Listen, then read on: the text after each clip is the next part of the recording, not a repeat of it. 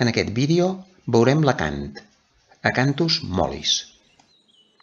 Planta robusta, vivaç, les parts aèries són anuals i les subterrànies són persistents. Cultivat com ornamental. Es troba a terres cultivades o a indrets ruderals, al voltant de les cases o camins molt trepitjats. Prefereix sòls profunds i a l'ombra. La paraula acanthus prové del grec acantha, que vol dir espina. La paraula mollis fa referència a que les fulles no punxen. Fulles basals oblongues amb un llarg pecíol que poden arribar a fer gairebé 1 metre de llargària. El limbe és pinnat i partit, de color verd intens i lluent. Des de sempre, la fulla d'acant ha sigut font d'inspiració als arquitectes. Trobem fulles d'acant als capitells grecs i romànics.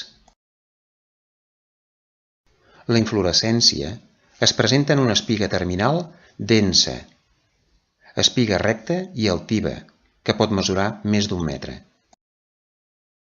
El calze, de color verd, presenta un llavi superior en forma de casc. La corol·la és de color blanc, amb venes de color porpra amb un sol llavi. Cada flor té 3 bràctees, de les quals la major acaba en punxa. S'ha de tenir cura de no punxar-se. La flor té 4 estams. Floreix de maig a juliol. Família de les acantàcies. El fruit és una càpsula que s'obre quan està madura i deixa anar de 2 a 4 llavors de color negre. L'acant és una flor molt apreciada a jardineria. Els seus noms: Acanthus mollis, en català acant, en anglès Beas Britches. En els següents vídeos veurem plantes.